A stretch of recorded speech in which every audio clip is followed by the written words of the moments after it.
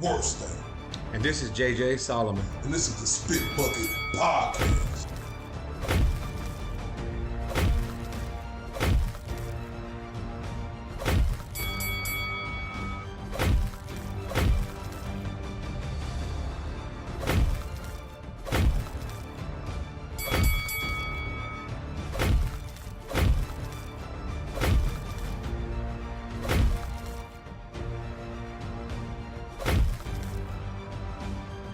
This is the Spit Bucket Podcast. It's your boy, Mr. RTBA, Mr. 214, Senor Dos Uno Cuatro, Senor Dos Catorce, with my dog, Don Jose Jr. Solomon. What's poppin', my guy? That's an upgrade from Mr. JJ. What's going on, bro? How you doing? Man, great weekend, fresh new week. Wearing a hoodie? Say we shining like the stars at night are big and bright on our Facebook group, the Spit Bucket Podcast. We appreciate everybody who tuning in. Make sure you tag everybody in here who love boxing. Tell them because this is the place to be. And we just appreciate y'all, everybody on here from the 214 to across the pond. JJ. What's up, man? I'm excited to be in front of the Facebook group. We've been on YouTube a little bit, but we realize it. Them damn Facebook algorithms are not letting a lot of people know what we're doing. So we're excited to be with you guys. 33,000 people strong, so let's come out, show some support. In the meantime, during these commercial breaks that we'll be having, if you can go on over to the Spit Bucket Podcast on YouTube and just please subscribe, please sign up for notification. Hit that belly, please hit that bell. Share with your friends, let everybody know, because we've got big things planned. We're not just talking boxing, we got a lot planned, so we appreciate you guys. A lot of love for everything thus far. Absolutely. Like JJ said, we need everybody on here from that 214 to across the pond. Make sure y'all go to the Spit Bucket Podcast on YouTube. Make sure y'all subscribe, share, like, all that stuff so y'all can get the hottest, freshest, new stuff that's coming out, man. We got a lot of things going on tonight. We got a lot of things that we're going to bring to the table about this explosive weekend we had, Don Jose. But we can't do this without shouting out to our sponsors. You know, the one and only KO Therapeutic. We all have battles. We fight. We train. We work. We persevere. And we celebrate.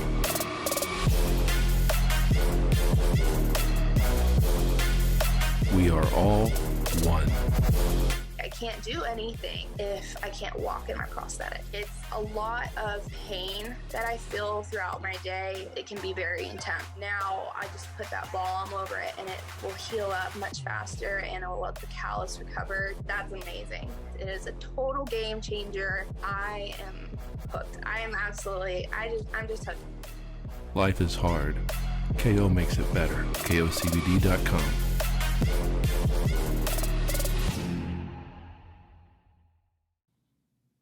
KOCBD.com. We can't tell you guys enough. If you're an athlete, if you're a fighter, if you're just getting old like me and you can't just get around as gingerly as you used to, check these guys out. I mean it. We are fans of them before we ever became partners. KOCBD.com. If you're hurting, it will help you a lot. Use the discount code TSB10 and just check them out. They got the roll-on, they got the drops, they got the balm. It works, I promise you guys. Appreciate y'all. Everybody, like my guy, Don Jose said, make sure y'all go to KOCBD.com and make sure y'all go get the best pain reliever out there on the market. You know, they do this in forms. They build it naturally. And we just really appreciate being in tuned and partners with KOCD Therapeutic. But JJ Solomon, though. Hold up, and another thing, though. Everybody on here, if y'all ain't hit that like button, hit that like button. You know, do that for us. JJ Solomon, let's get into it. Oh, what a big weekend we had, huh? Like it was like the Super Bowl for boxing or a championship game for boxing. We had, you know what? Let's just let's start with the big ones, bro. Let's start with the heavyweights. Let's start with the big guys on this side of the pond.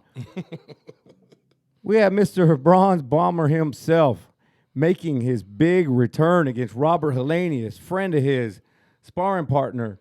A big showdown. We were all real curious to see what Wilder brought to the table. Is he going to be there up here? Yeah. Is he going to be there physically, mentally? And I ain't gonna lie to you, JJ. I went on record. I thought,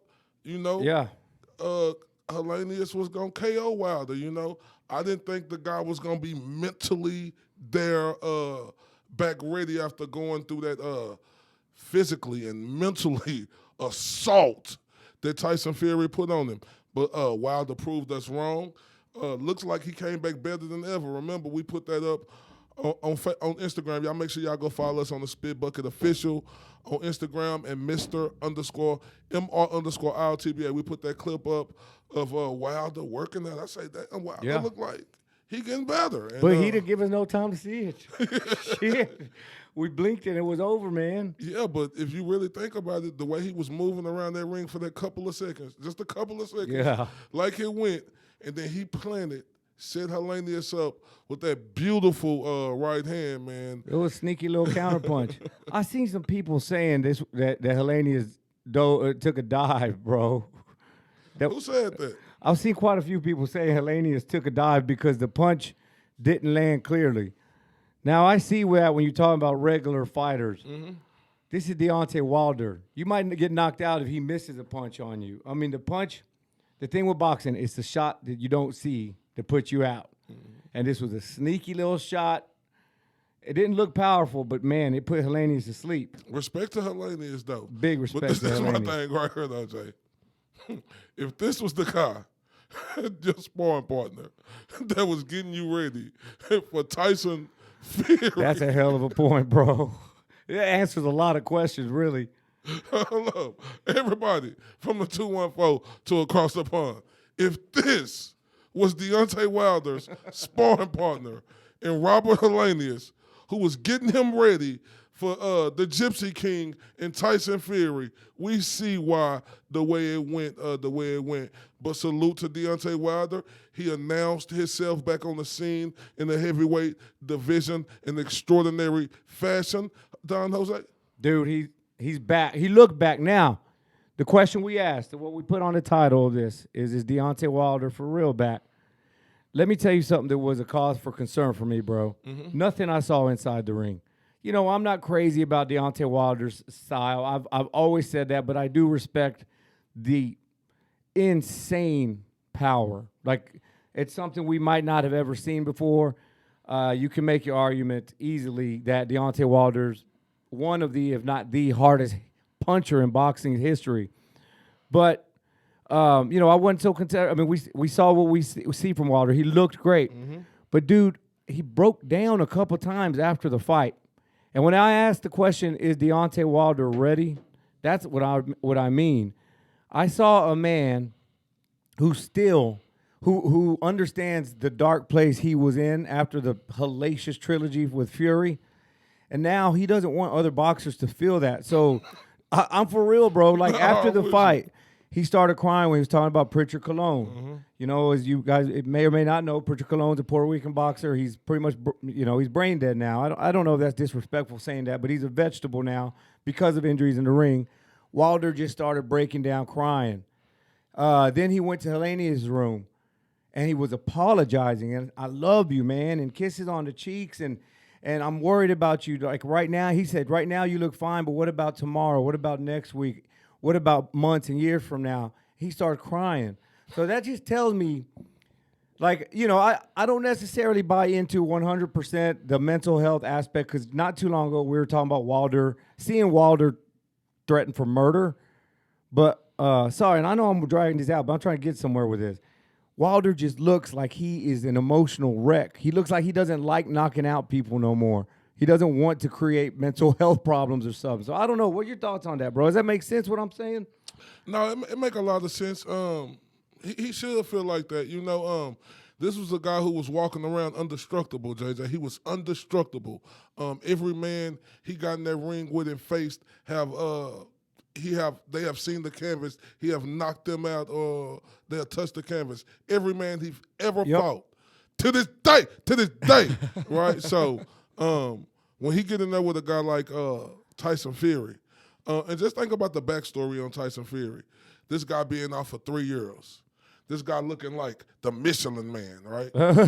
Coming back. We know Tyson Fury was doing the finest of drugs. He was doing the finest of drinking on the best liquor. Everybody know that. And to see this guy come back, he didn't look that great in his tuna fights until he fought Deontay Wilder. And then to come and beat Deontay Wilder like he did. It got worse and worse for Wilder. In them 3 fights, right? That mentally messed Deontay Wilder up. Because remember, Wilder, you was that same guy who always talk about how you want the hurt. You put a hurt and you the hardest hitting heavyweight. I don't buy it one bit. I'm not finna sit up here and throw no pity party for a guy who used to feel like that. See, you was thinking you had your head above water, Deontay Wilder, which deservedly so you should. But then you got humbled. And now you want to be Mr. Nice Guy. I'm not trying to hear all that. I feel you on that, man. And look, and listen, Dwayne just said, he made an excellent point. Wilder's human just like all of us. And that's what I love. I love what Wilder's saying. I love how he's looking out for his fellow brothers. And guys, we're warriors, and we need to look out for each other because not everybody's going to be here for us. But to your point, when I called you to tell you about this week, it's hard to get past 2 things for me. He still hasn't accepted defeat, still calling Fury a cheater, and the second thing is throwing his trainer completely under the bus. It's hard to get past that as a man, dude, and to never apologize. Yeah. You know what I mean? Standing on it, it's just hard to get past that. But I do understand what he's saying. But Wilder, if you're feeling like that, you saying you're the hardest hitting heavyweight ever, well then retire. Yeah. If you feeling like that, you're feeling so emotional and compassionate all of a sudden for your opponents. Look, every opponent he fought, 40-something other people, had no compassion for him because he was still on top. As soon as he lose, now he want to have compassion coming back. No, that wasn't him having compassion. That was him learning. That was him joyful. J.J. Solomon. He was joyful because he hasn't seen his hand raised in 4 fights. He didn't think he was mentally ready to be there again. He didn't know how the outcome was going to be. He was just so overjoyed with happiness, I still got it. That's the reason for his reaction. That's where you think that all the emotions came from? Absolutely. I think that there's more to it. I think that, that could be part of it. He was emotional as hell that whole damn night. But I do think that Robert Helenius is his friend, and he does not want Robert Helenius to go through what Wilder's gone through these past few years. He doesn't want any boxer to go through that. If you've been in dark places, dog, you wouldn't wish that on your worst enemy.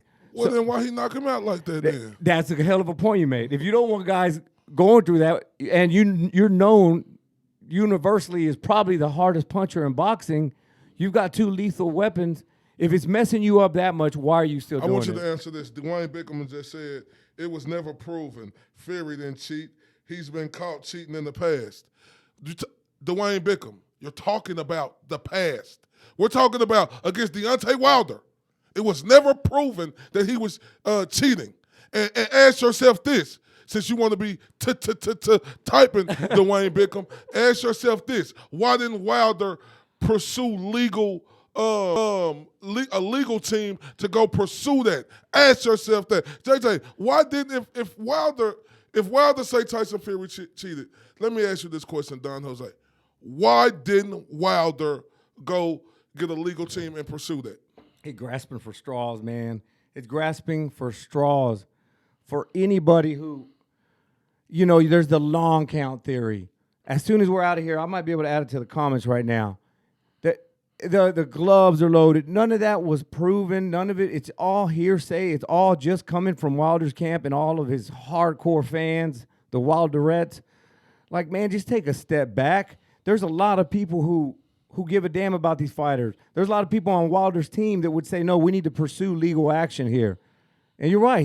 He's grasping at straws. There was nothing there. And the point that Correa and I have both made hundreds, if not thousands of times is, when you don't accept a defeat, it's impossible to grow from it. And we saw Wilder after his great comeback. Let me take a second. I don't want to take anything away from Wilder's performance in the ring. I don't want to discredit his emotion. Wilder's back. Wilder's putting the heavyweight division on notice. Dude, I don't know who could take his punch. Like, I don't know what's like. Anthony Joshua can't take his punch. Maybe Joe Joyce, but Joe Joyce doesn't have a ton of skills. He's not Ruiz. He'll walk right through.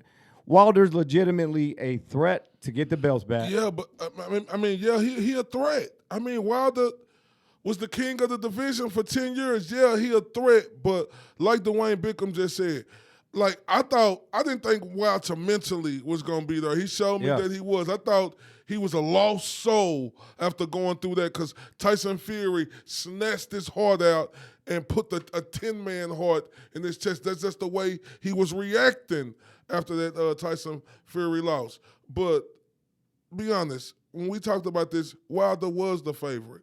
Oh, yeah. You were supposed to beat a Helenius. You talking about an Andy Ruiz, a dude who is gifted? He gifted in punches. Do Wilder pack a hard punch? Absolutely. But do Andy Ruiz got the boxing skills and punching power that can make it exciting? Absolutely. That's definitely a fight on the horizon. You're talking about Joe Joyce. You see what he just did to Joseph Parker? Oh, yeah. No, He is more than an adamant athlete. But this is the great thing for Wilder, the comeback story, right? Because that's more beautiful than when you fall. The comeback story. 100% correct. And you always say this so eloquently is that it's the what do you call it, the essence of boxing. Yeah. The essence of life essentially in boxing, like hit the ground hard. Now come on, rise up. We saw Wilder hit chapter 1 of his next story. He looked damn good at doing it. He was in shape. Not being disrespectful, which I don't know if that matters at all. I'm excited. For the first time in Wilder's career, I'm excited for what can happen with Wilder. Let's show the reactions. I'm really not, you know, because he's steady talking all this and that. We ain't trying to get no sympathy for you. You didn't give no sympathy to your trainer. I can't even think of his name. Mark Breland. Mark Breland. You didn't give no sympathy to him, Deontay Wilder. I don't got no sympathy. Can we get an apology from Deontay Wilder? And salute to him for winning. Is he great for boxing? Yeah. But I got no sympathy for this guy. He didn't have none for Mark Breland. Like I told you, JJ, when he brought out them accusations, Wilder is a big name, right? And that can affect a lot of fighters who Mark Breland possibly could work with in the future because Wilder put a sour It's defamation. taste in their mouth without even actually pursuing this legally. I feel you on that, dude. And for that, Wilder will just never have my undying, whatever the word I'm looking for, just the blind support. Like, I always have to, when I hear he's always contradicting himself, man. But I'm going to give him an A+ for how he handled the whole weekend, how he handled the promotion, how he handled the fight. Yep. A+++. And we'll see what's next for him, man. As a human, I want to see Wilder bounce back and just be healthy all over. Yep. You know what I mean? So, No, you're right. You're like, I mean, come on. He let his pride get the best of him. who hasn't, you know? Everybody let their pride get the best of him. He still got a chance to clean that up. Hopefully in the future, Wilder can find that in his heart to clean that situation up, right? But absolutely, we got to give Wilder A+ for the performance he came out there and displayed. I don't care. Like, I get, Dwayne Bickham on here talking about Wilder was supposed to win. No, Wilder wasn't supposed to win. After the mental and physical abuse that Tyson Fury put on him for them last 3 fights, this was a huge moment for Deontay Wilder. We're excited to see him back in the heavyweight division, and I look forward to his next fight. Now, JJ. See what you got. The fight before that fight, though. The fight before that fight. The fight before that fight, though, JJ Solomon. Mr. Sweet Hands Plant. Caleb Plant. He planted a little tree, a little Durrell tree. He planted something. But we saw Caleb, man, we saw a heated up promotion leading up to the fight. These guys do not like each other.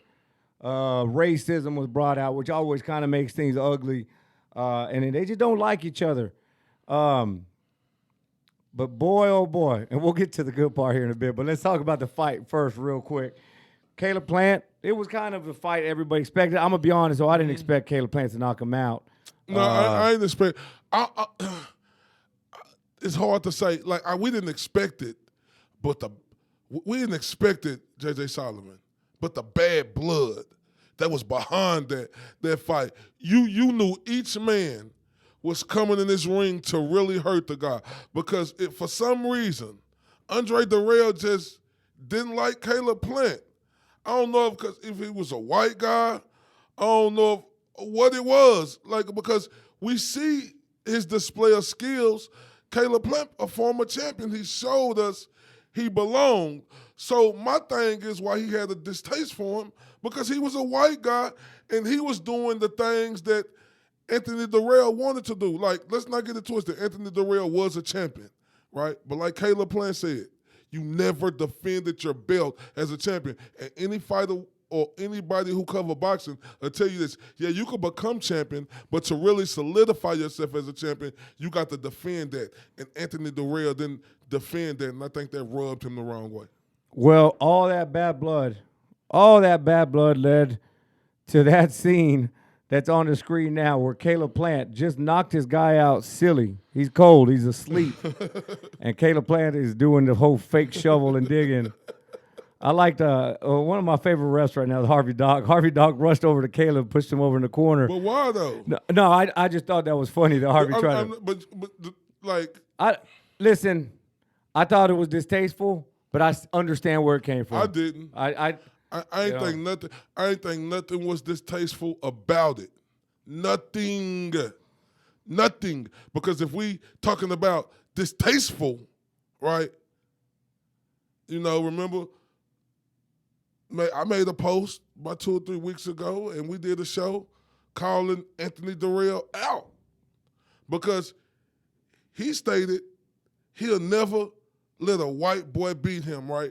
And he stood on that. He didn't say that. Stood on it. Talking about, he stood on it, JJ. So let's roll that clip. You got to hear if you want to take a look. Let's listen in to what Mr. Anthony Darrell had to. Let's hear the flip-flop. If you find that video for me saying I'll never be whooped by a white boy, let me know. I'll give you $10,000. Because I want to know. I ain't got a racist bone in my body. Of course that I am. But nobody can beat me, man. And I told this to a few Europeans, man. I've never lost to a white boy in my life, and I ain't gonna start now.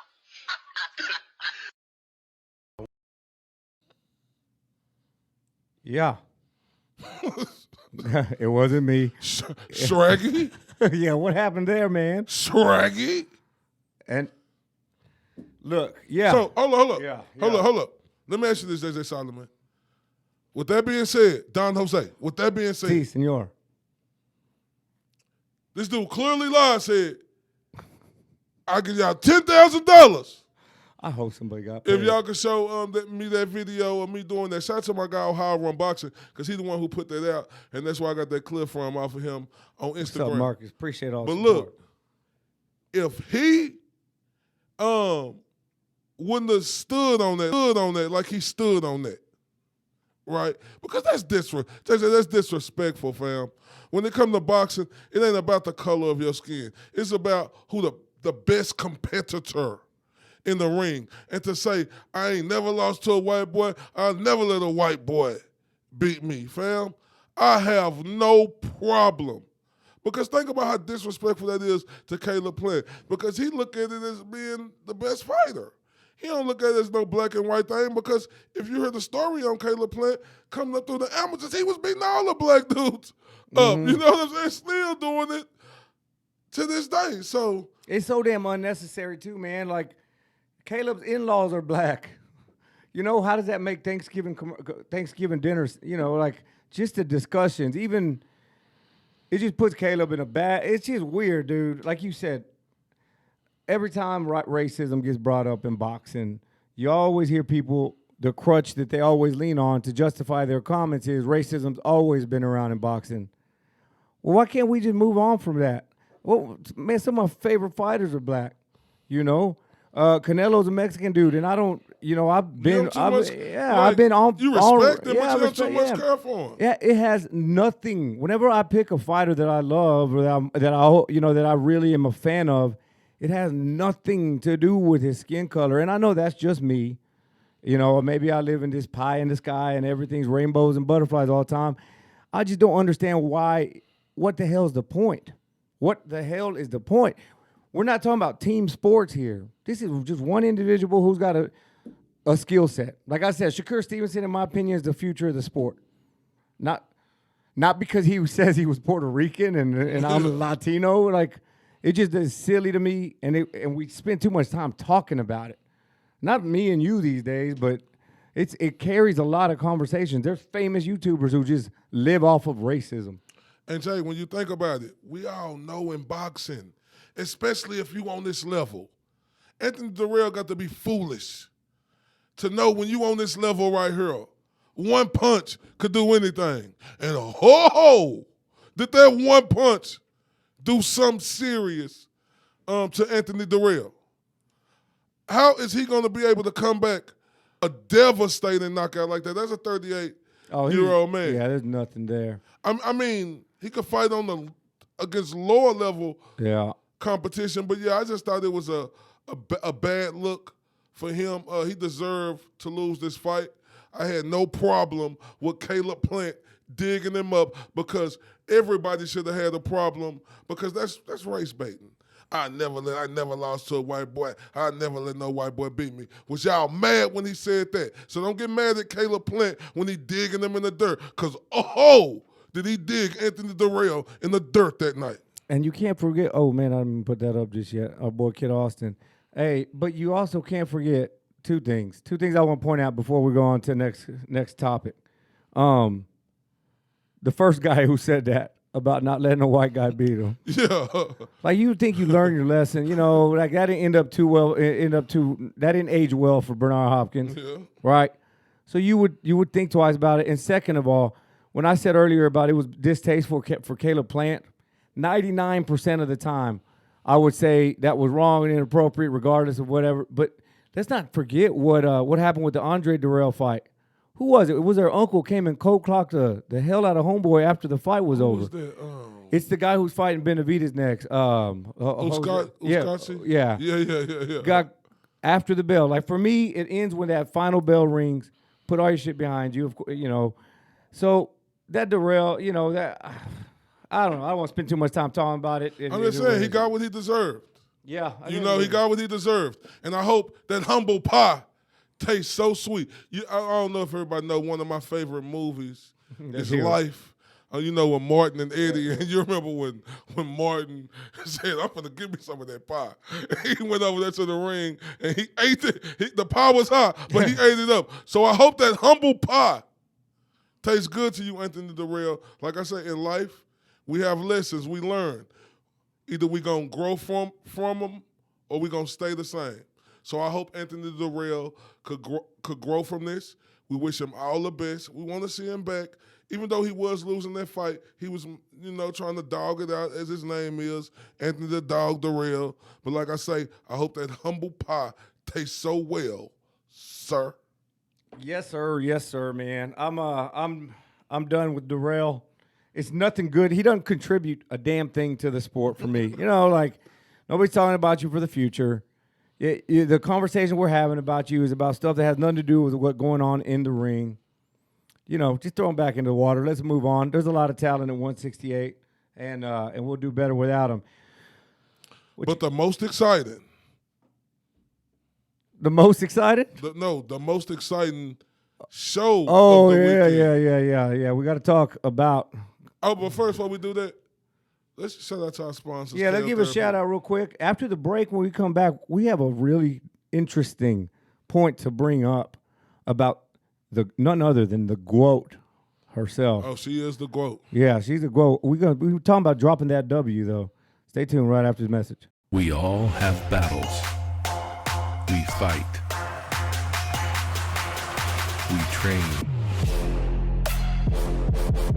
We work. We persevere. And We celebrate.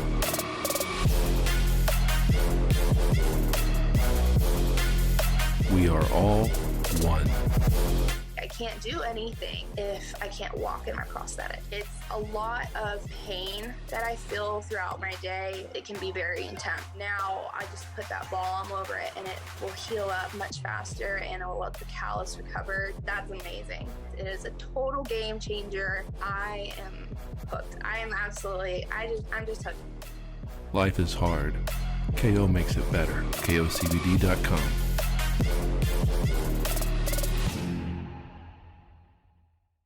If you find that video for me saying I'll never be whooped by a white boy, Yeah, I'm trying to get rich. If we find it, Trying to get rich.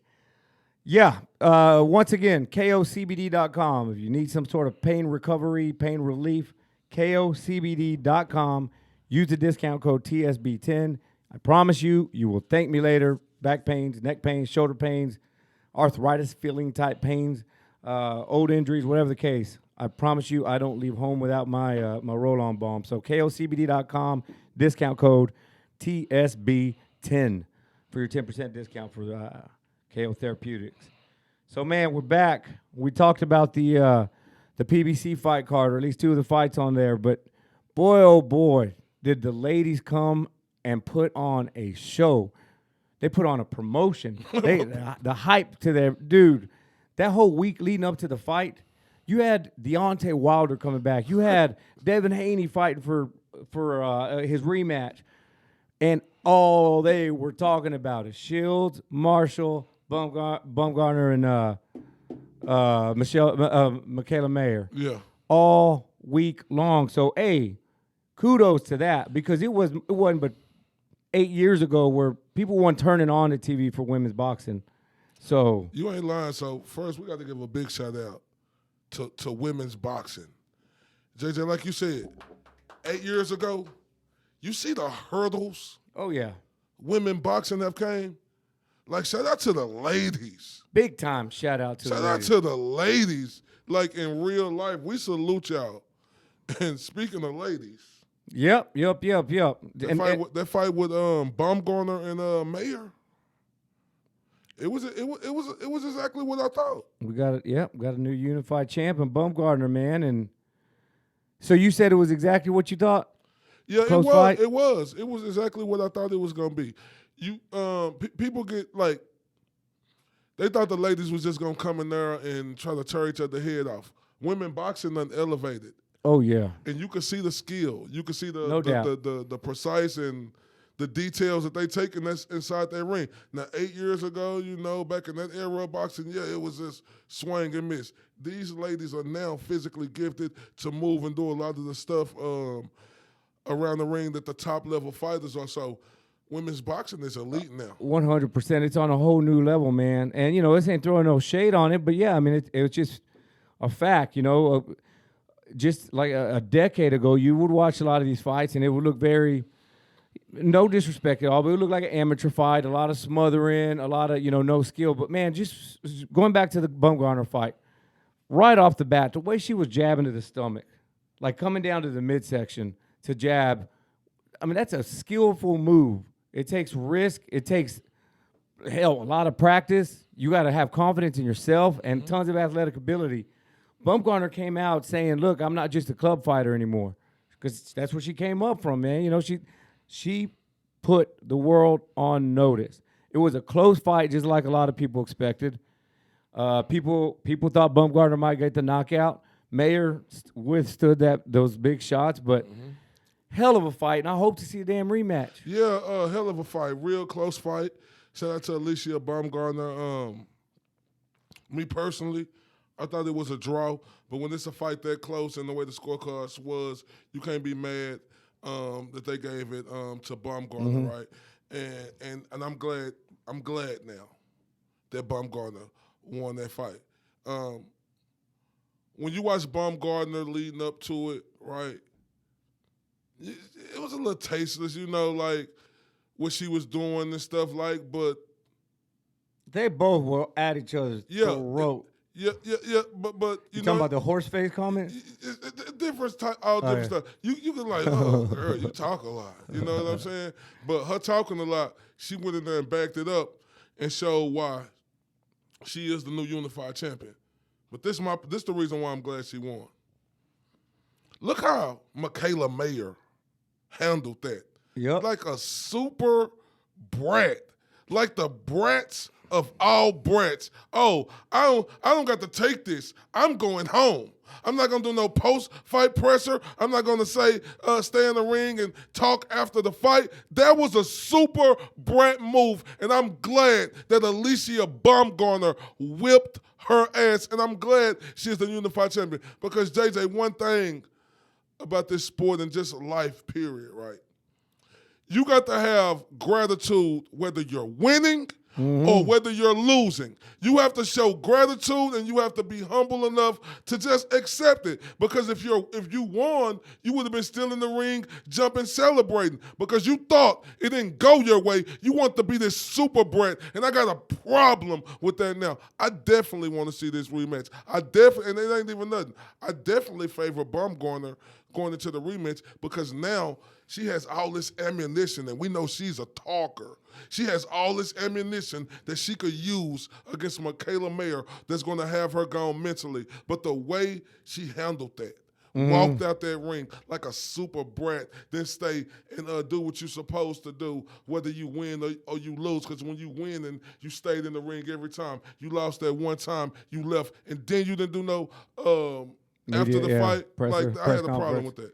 Yeah, no doubt, man. That was a terrible look for Mayer. I had that fight 6-4 for Baumgartner, but like you said, I could have totally seen a draw. Hell, I could have seen them giving the fight to Mayer. It just wasn't that.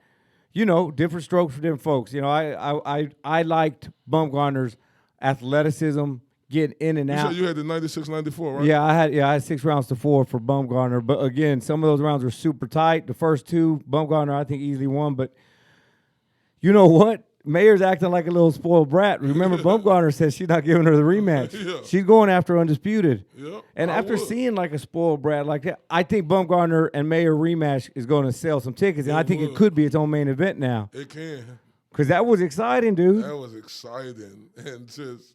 But yeah, she's saying no rematch. She's going after Undisputed. Now, look, I would love to see the rematch. But just like I think... Because I think Mayer was coming on later in the fight. Her experience was starting to show. Absolutely. And I don't know, the psychological advantage Baumgartner would have, but just like I think, and you might be thinking I'm wrong on this, just like I think Loma beats Teofimo Lopez in a rematch because he came on late and started figuring him out, I still think Mayer figured something out about Baumgartner that if they did have a rematch, I think right now if you were to ask me, I would choose Mayer, even though I gave the fight to Baumgartner. If that makes sense. Just from what I saw at the second half of the fight.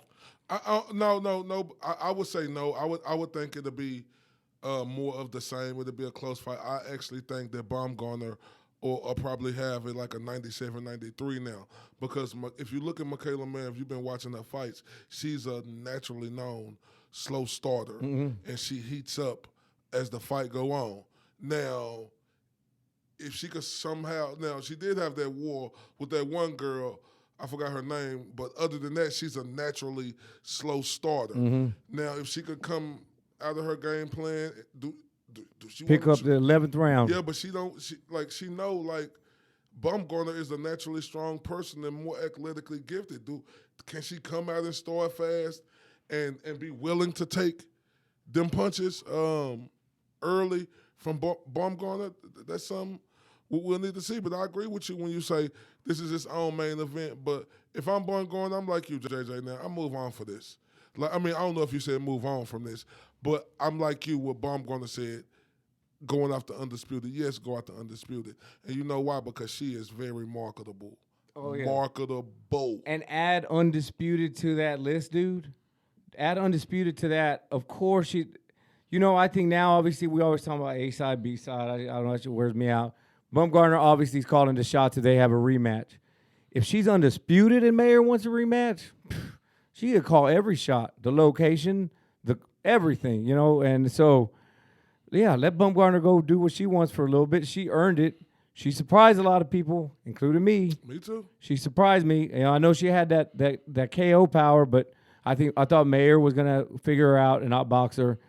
And salute to Baumgartner, Alicia Baumgartner. Hell of a fight, hell of a performance. Way to put women's boxing again, doing your part in really contributing to a huge year for the sport. Serrano and Katie Taylor, it's just crazy this year. So women boxing been great this year.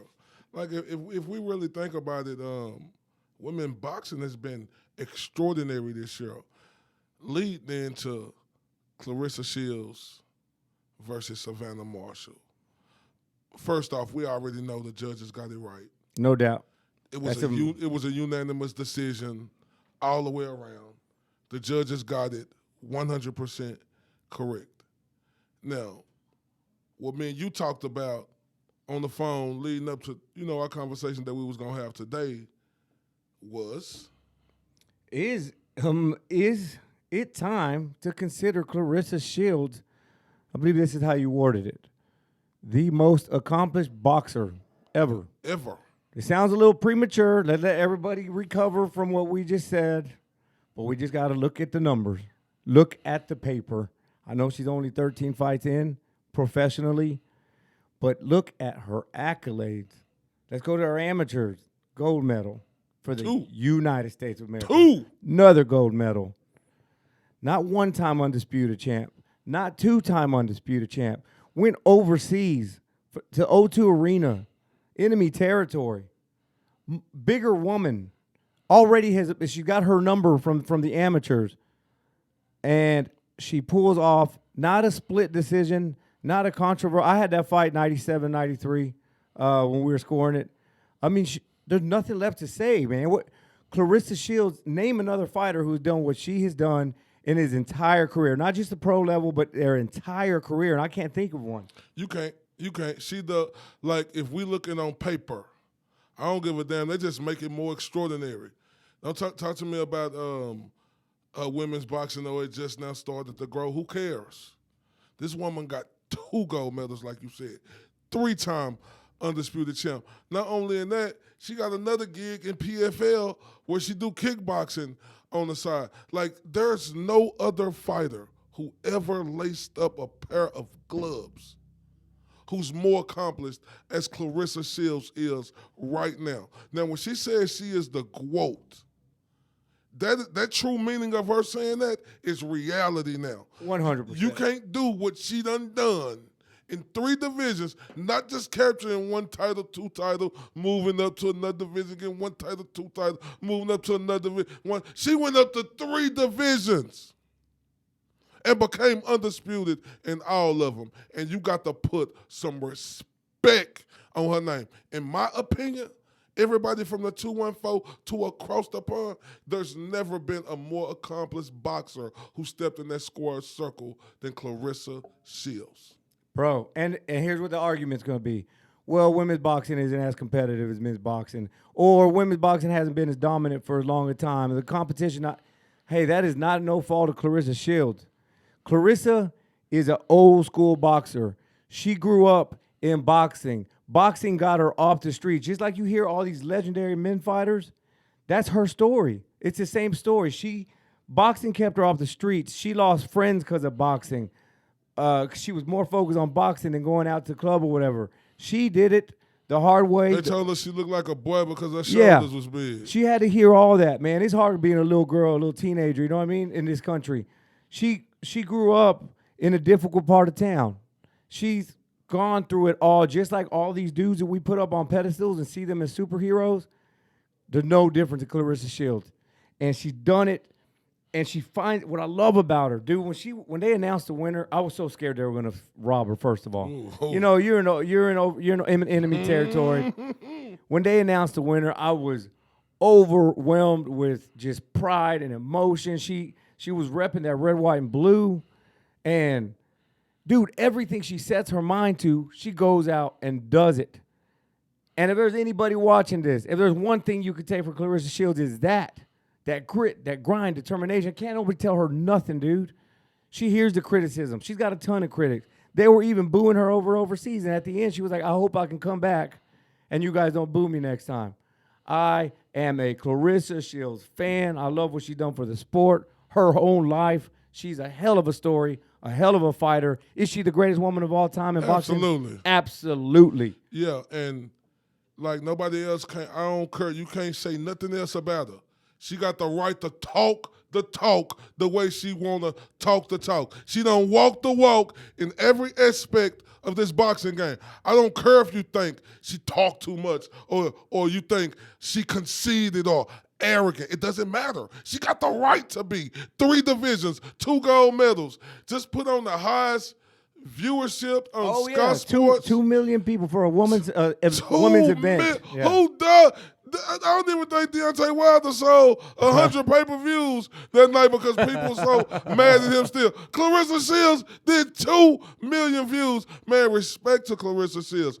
Like, the next topic we're going to get into, she earned it the harder way in real life. Yeah, and tap the brakes on she's too cocky. Listen, dudes have been doing it for centuries. You win, they're going to talk.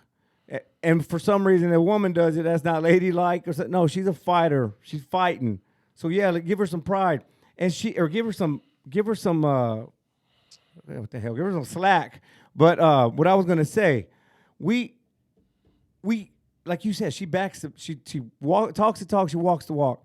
Dude, I was like a top sales guy sprint, and I had an ego. And I was a cell phone salesman. And my ego was this gigantic. Yeah, trust me, I know. My ego, too. Yeah, we had egos, and we're going to talk some noise. Yeah. This is the greatest fighter in the world, the greatest woman fighter in the world. You don't expect her to be a little bit cocky about it? She could be a lot of bit cocky. Give her some grace, man. But, JJ, let's before we go to our next conversation, because they talking about this in the chat. Uh-oh. They said they would like to see Clarissa Shields versus Layla Ali. Let me say this nicely. Let me say this nicely. I love Layla Ali, right? She come from greatness in Muhammad Ali, right? Not saying that she couldn't fight, right? But she started very, very late. When you're talking about a girl in Clarissa Shields who been doing this her whole life, and then the type of competition that Clarissa Shields has faced compared to the competition that Layla Ali faced, this would be a wipeout. Respect Layla Ali, but Clarissa Shields would wipe you out. That's just my honest assessment. Yes, Clarissa Shields has fought internationally and beat the world twice. In the worldwide tournament, the Olympics that everybody watches, twice. You want to talk about pressure? Fighting for your country is pressure. Fighting as a woman is pressure. She grew up in this sport for survival. With Layla Ali, it was kind of given to her. Now, I'm not saying she didn't work hard. Ooh. I'm not saying she didn't work hard, but that's a great point, like, JJ. Say that again. Clarissa was fighting for survival. Layla Ali, though she worked hard, obviously, it was kind of given to her on a silver platter. It was. We talked to Nico Ali. He admitted, he acknowledges that. I'm on ESPN because who my grandfather was. I'm taking full advantage of it. Yeah, I'm going to take advantage of it, and Layla Ali took advantage of it. But Clarissa had to go take this, literally had to take it. That grit and that grind, if Clarissa and Layla Ali would ever fight, like you said, it's a one-sided fight. And the world we lived in so messed up because society tell us you have to look a certain type of way. You have to look like this to appeal to the public, to where they want to reach out and touch you. And I think that is BS, but that's the society we live in. But shout out to Dr. Dr. Benjamin Andrew, one of our admins here on the Spit Bucket podcast. He said, Dr. Ben said it's more male fighters out here who have did less than what she did. Mm-hmm. And she have accomplished way more than all these male fighters. Let's give Clarissa Shields her credit. Even though I would say the pool of women fighters is different, but excuse me. That's not Clarissa's fault. I mean, I'm not going to even say that no more because these women are better, JJ. Oh, yeah. Women boxing is better. I'm going to stop making, that's what they want us to do. Yeah. Look, you just realized it. That's what they want us to do. They want us to like the women boxing is better. Clarissa Shields deserve all her respect. No doubt, bro. And damn it, I'm just a fan of hers. I am a fan of hers. Clarissa, I love you and thank you. You're awesome. So much pride in watching you. I'm just sign me up. I'm a fan for life with Clarissa Shields. Man, but just going back to, let's take it a step back. I was thinking about this earlier today. What if Bumgarner fights Amanda Serrano next? What do you think about that? That's a good fight. Bro, I'm gonna say that's a good fight. It popped in my head as I was driving over here. Like, man, that would be good. It's a good fight. What weight is Serrano's been all over the place. Fight place. at 130, right? Yeah, and I know Serrano's been like she a strong 130. Like, where Serrano? Serrano's everywhere. Serrano's what? You talking about Amanda Serrano? Amanda Serrano, yeah. Oh. Yeah, I mean, I'll take that fight, but I would rather see her against that what's that other girl who do Golden Boy? Sanisha? She's top ranked now. Yes. What's her weight class? I'm not sure, but she got some KO power too. I think she's a little smaller than them. But still, Sanisha got some. Yeah, but see, and like this what being great is all about, though, especially like these women setting precedents now. Listen to us. We're having conversations about what we're making fantasy matches with women's boxing. And they're now. going to have to set precedents and take these big fights because at one point, the man had to do the same thing to catapult boxing into where it's at. And women are doing that now, but these fights right here easily could get made. Them great fights out there. Bro, there was a lot of them. Them great fights out there, Jay. Even with the Super Brat and Michaela Mayer, it's still fights out there for her. I just think that was so tasteless. You know, walking out the ring, I'm so mad. I don't got to take this. I'm going home. It's my party. I could cry if I want to, cry if I face. Man, stop playing with me. No doubt, bro. No doubt. Salute to the women, man. Yeah, salute. Big dog salute to the women. Big dog salute. You want to go to KO? Yeah. Real quick, we'll give a shout out. Before we do that, though, man, we need to give a shout out to none other than Austin's own Floyd, Kid Austin Schofield, man. Yeah, I wanted to chit chat about him real quick. Craig and I are actually flying out to his first fight on the Golden Boy roster. He'll be fighting October 20th on the Zone for Golden Boy Fight Night. We're catching the flight in the morning to Indio, California. So Dr. Benjamin Andrew, is you close to what's it called? Indio, California. Indio, California. That's what we coming to. We're gonna be in I'm going to California. Yep, Those we're coming. We're coming. Yeah, so we'll be out there for Kid Austin's Golden Boy debut. Really excited about this kid. He's 11-0, 9 knockouts. The word on the street is that he's the first one to expose that Devin Haney has chin issues. So we'll see, man. The guys, like I said last time, they're not short of confidence. Him and his pops. Dr. Ben said close to India. Well, if we got time, Dr. Ben, we're gonna show me that. But what you just said, JJ? No, I was just talking about Floyd, 11-0. Oh yeah, man.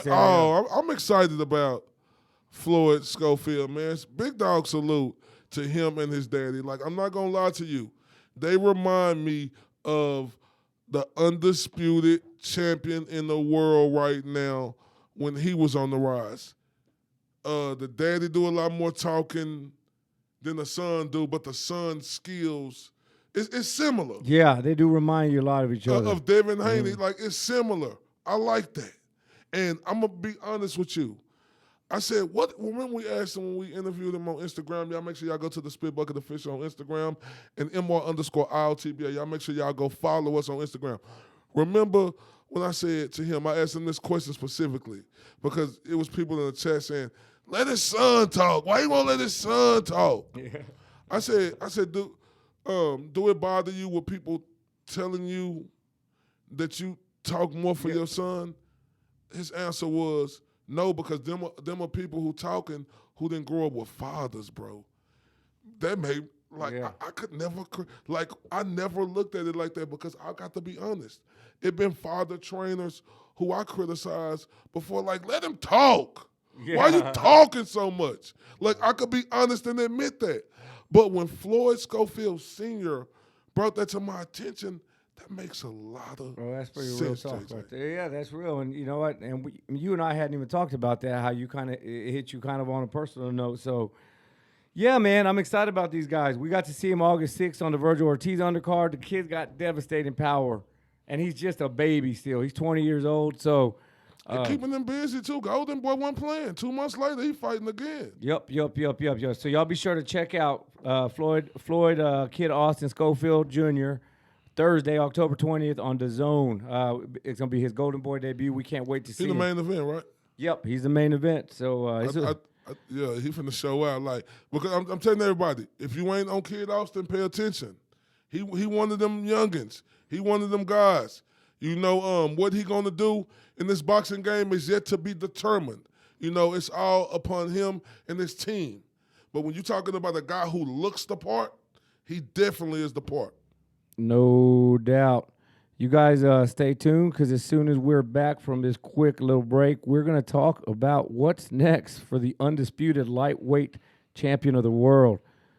Y'all stay. We all have battles. We fight. We train. We work. We persevere. And we celebrate.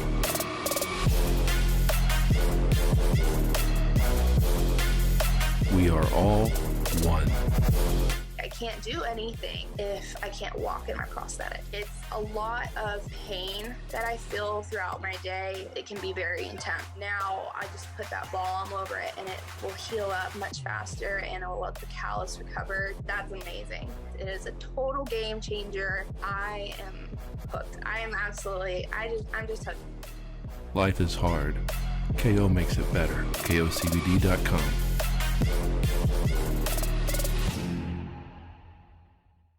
Shout out to everybody out here from that 214 to across the pond. Once again, we are the Spit Bucket Podcast. We appreciate every member in our group on Facebook. We appreciate everybody who subscribed to us on YouTube.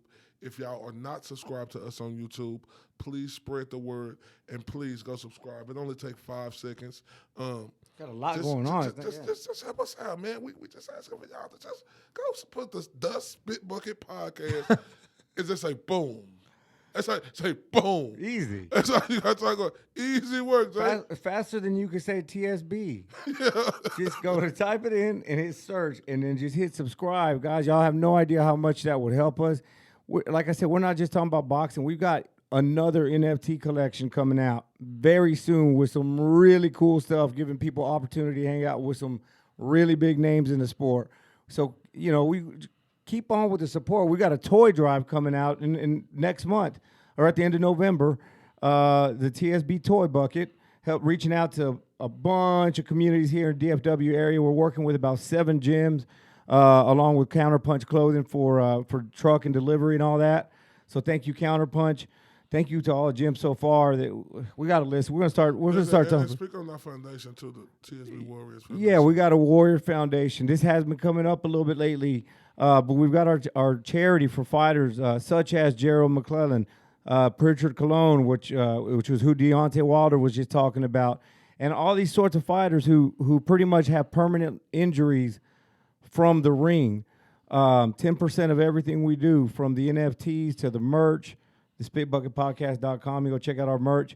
10% of everything we do goes to their families, and that's just a big part. We want to honor our past and the past legends, and that's how we're going to do it. These guys, like Deontay Wilder said, Pritchard Colon's never going to feel that feeling and that joy of being a dad because he put it all in the ring. So we're giving back to the community. We're giving back to the kids. We're recognizing the old schoolers who can't fight no more. So all we're asking from you is just go subscribe to the Spit Bucket Podcast on YouTube, and we sure would appreciate it, man. Yeah, because if you ain't a dad, then that's hard for you not to understand that type of feeling you have when it comes to seeing your kids every day. I mean, the stars at night are big and bright. Like, there's no other greater feeling than being able to seeing your kids, right? It's no better feeling than that. And the one thing Deontay Wilder spoke on that I salute him on is when he talk about Pritchard Cologne. That's a guy who would never be able to have no kids no more. No doubt. So we need everybody from the 214 to across the pond. Please go to the spitbucketpodcast.com. We got hurts, we got caps, shirts, hoodies. What else we got? We almost got COVID masks, but then they came up with the vaccine. We got hoodies, shirts, tank tops, we got everything. beanies. Yeah. And if y'all purchase one of them, 10% of y'all purchase is automatically going to them. And also, we had a fighter here close to us, the young lady that recently died too.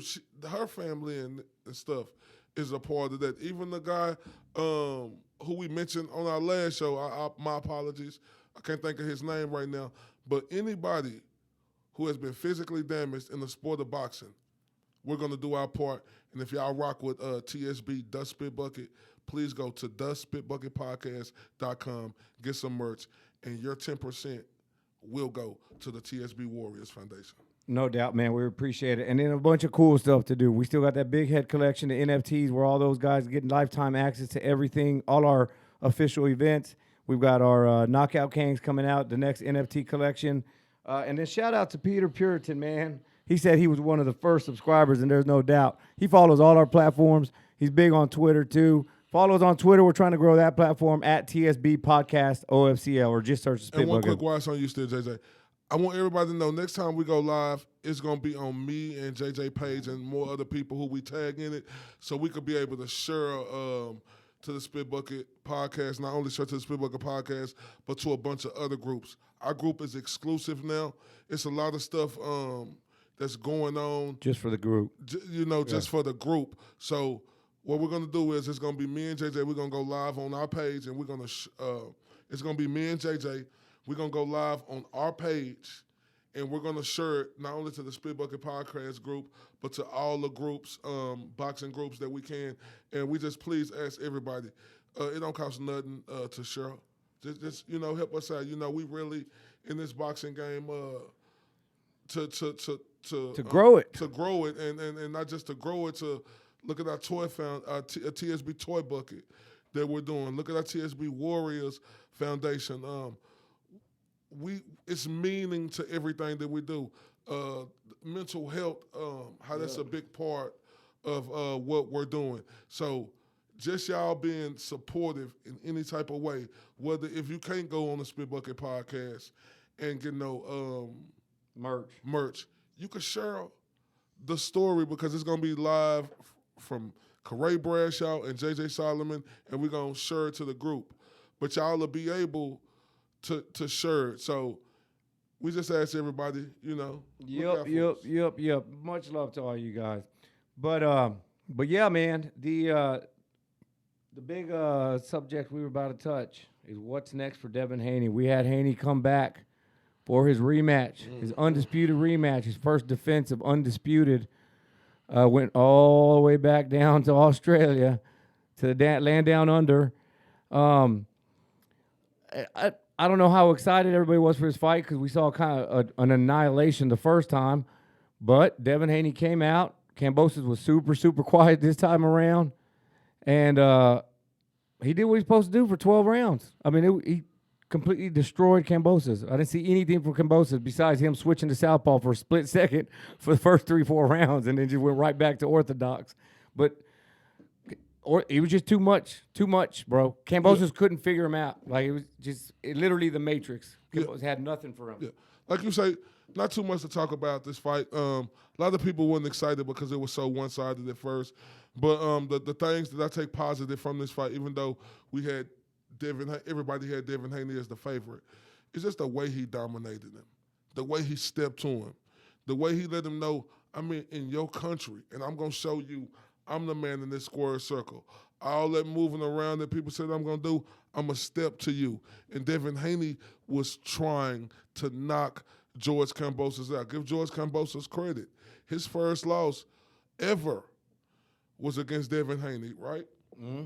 Being on the pro ranks, being a unified champ. So this guy was hard, to beat. And for Devin Haney to go over there and just completely dominate him and catch him with so many high-rate power punches, that salute to him. But like you said, too many people didn't want to see this fight because we knew what was going to happen. But Haney had to honor his commitments. Respectable thing to do, because you always see people trying to get out. You know, I could have seen some people say, I'm undisputed now, held that contract. But that's a great point. You know what I mean? He like, honored his contract. Yeah, he honored his contract like a man, like what he's been doing. What I love about what Haney's doing, he's fighting the fight. Now, here's the thing. Everybody's after what Haney wants now, or what Haney's got. Everybody's after him. I'm going to say something like, okay, first of all, I didn't like the way Devin Haney looked in the weigh-ins. And that doesn't say a lot, 'cause we see it all the time. We see guys looking super drained. But Haney looked like he was hurting on the weigh-ins. I don't know how much longer he could stay at this weight. And what worries me about that is he still hasn't. I'm talking on my opinion of you say one bad thing about somebody, but it jumps all over your ass. Listen, Devin Haney did what he was supposed to do for 12 rounds against George Kambosos. I wanted to see a knockout so bad. When you're that much better than your opponent, when you're at that level that we think Haney's at, you should be able to get rid of a guy you've been in front of for 24 rounds, 23 rounds. Like, what more else do you need to see before you finally take him out? But he was trying, JJ. He had nothing. But so what I'm saying now is if he moves up to 140, and we still know that, I haven't, again, seen him just convincingly knock a dude out or at this level yet. How's that going to look when he goes up to 140? Maybe he'll be more comfortable making weight, but I still haven't seen that killer instinct from Devin Haney where he puts this guy out when he can. I thought he could have knocked Kambosos out the first time. Certainly thought he could have knocked him out the second time. What's up? I mean, that scares me. I mean, everybody know, boxing is about having punching power. I know you sitting up here saying you ain't seen a knockout, but look at Kambosos in the way he was reacting. Was Kambosos so quick to rush in on Devin Haney? No, because he was feeling them power punches. Look at that, the last from 6 to round 12. Kambosos was trying to survive that fight. And when you on this level, you know how to survive. He wasn't trying to engage really with Devin Haney. And my thing is, when you look at him from top to bottom, he awesome. On this level, JJ, you're not going to be able to knock everybody out. I know that you say you want to see that, but he dominated them for 12 rounds, JJ. 12. A complete, pure domination. Who have we seen Lomachenko knock out? Really? I mean, yeah, he's not a knockout artist. Lomachenko known for his magnificent. I know, but what's so special about Lomachenko that Devin Haney not doing? That's what I'm not getting, because he just as special with that arsenal. See, Lomachenko doing that Matrix stuff and being funny. Like, I don't think it's being funny. No, not being funny, but doing stuff you ain't supposed to do in the ring. Like, I mean, he that gifted to where he could do it, to where he put himself out of place, try to hit somebody like that. Like, Devin Haney do that same stuff. He just don't do all the antics, fam. So what's so more special about the Matrix than Devin Haney? Short answer for me is I like Lomachenko's footwork better. I like his angles better. And the big thing for me that I have not seen from Haney is he don't put combinations together, man. Like, here's the thing, Corey. If he fights Lomachenko, Loma's not going to just be standing there, because Haney was landing the same shot over, but just one shot at a time. I want to see Haney, and I'm not saying he can't do it. I want to see Haney put combinations together. I feel like had he put 4 or 5 punch combinations together against Kambosos, he would have taken him out. But he was just satisfied with just bloodying him up, which, yeah, I mean, that's a good, cool way to do it, too, for 12 rounds. But I wanted to see more combinations from him, and that's what I haven't seen from Haney yet. The combinations, and then with that, the knockouts will come, I think. I think we pick and choose the fighters who we want to see stuff out of, because there's other fighters we can say we want to see them do this, see them do that. You just said Shakur Stevenson is the light, bright future. What did we see him in his last fight? He could have got this guy. Did he do that? No, but because that's ain't what it's all about. Sometimes you're going to get the knockout, sometimes you can't. Shakur was fighting a former gold medalist, a dude who knew how to stand there and scrap. Devin Haney beat the guy who beat the guy who beat the guy you're talking about in Lomachenko. Bro, what's that matter? That goes on. That's going on for decades in boxing. No, I'm just saying. Yeah, he beat the guy who beat the guy who beat the guy. So my thing is, that happens in boxing when you on this level, JJ. You know that you're not going to be able to knock everybody out. I'm not just talking about the knockout. I'm not just talking about the lack of knockout because he brutalized him for 12 rounds. Hell, I don't know where I didn't catch where that cut on the right side of his head came from. He brutalized him, which is also at the end of the day an ass whooping. But I want to see combinations put together. I want to see like combination when you watch Julio Cesar. One of our followers, Leroy Holder, said, "Now give Cam Chin some respect. Lopez KO ratio was no joke and couldn't put him out." Yeah, but just like we talked about Teofimo Lopez not being himself for that fight, I feel the exact same way. I don't believe that. You don't believe what? That Teofimo wasn't right. I just don't believe it. And if he wasn't right, that was his fault. So if they were to fight right now, Teofimo Lopez versus Kambosos, who's winning that fight? I'm picking Kambosos. You're picking Kambosos to beat Teofimo Lopez. Why wouldn't I pick Kambosos? He beat him convincingly the first fight. Styles make fights, right? Hold up. JJ, why wouldn't I pick Kambosos to beat Teofimo Lopez? Why wouldn't I do that? Because in the voice of one of my old favorite coaches, Denny Green, Kambosos is who we thought he was. Well, He's who we thought he was.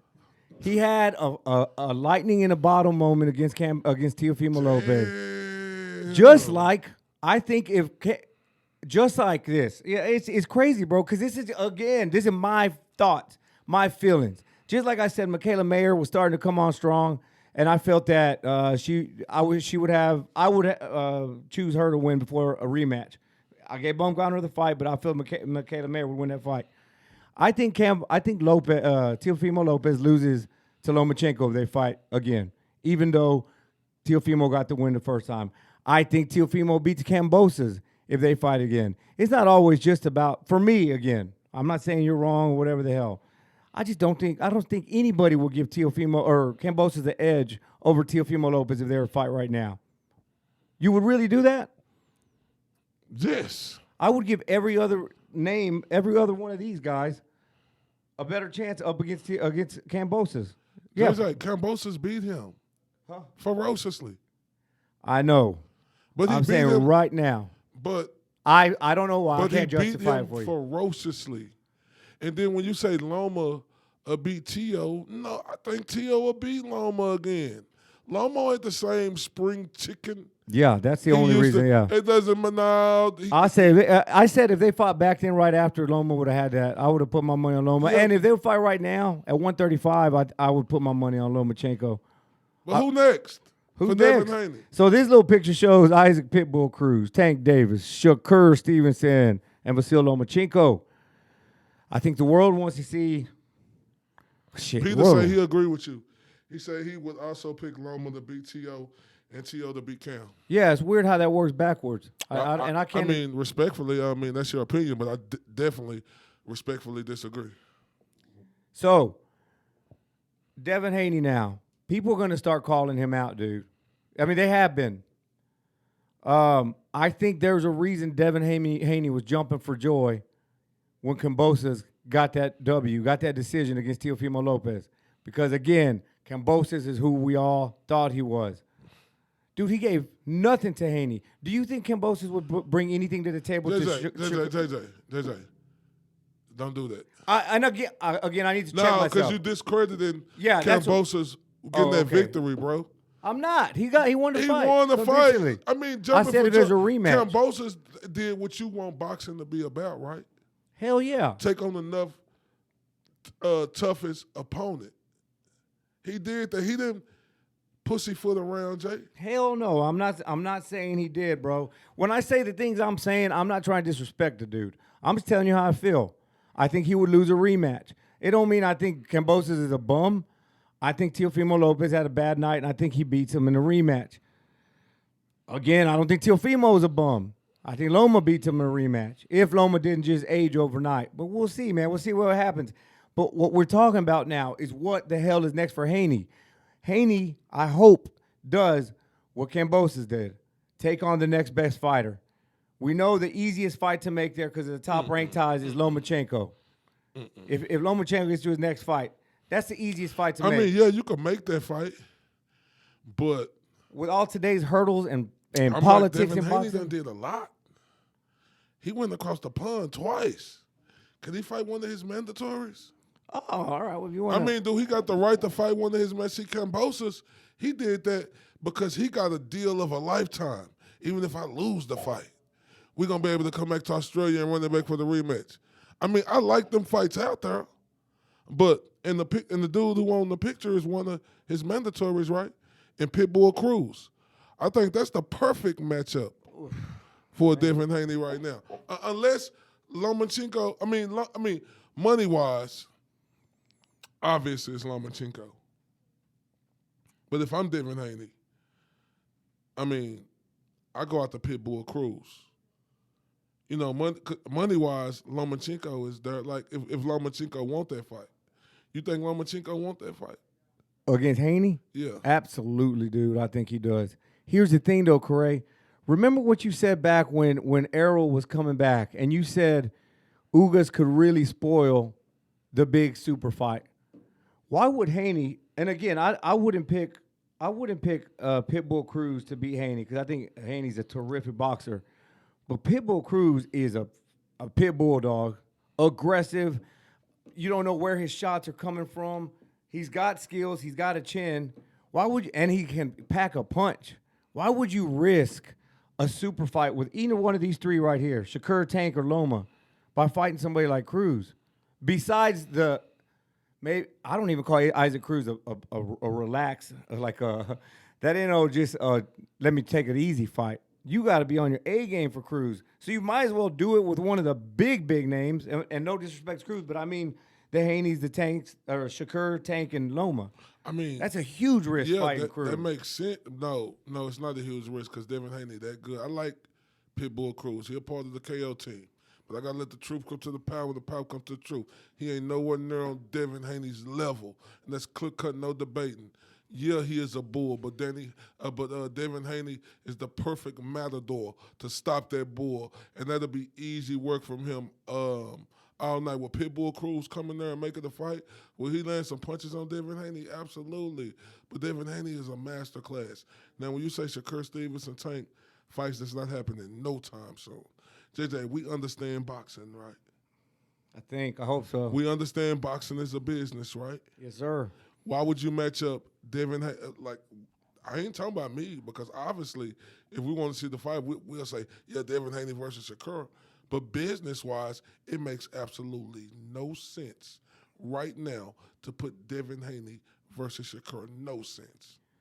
The fight that makes sense is Devin Haney versus Loma. Or Tank. No, Tank. He's been in 135. Yeah. Tank ain't going to. Yeah, you're right. No, yeah, you're right. We know Tank track record. 100%. We know Tank's going to pop up, say, make a couple tweets, and then disappear. For some reason, he's not fighting. No, you're right. I think Loma make the most sense. Though. It's the easiest fight to happen, and that's a big-ass fight, dude. Is it pay-per-view? Hell yeah, that's pay-per-view.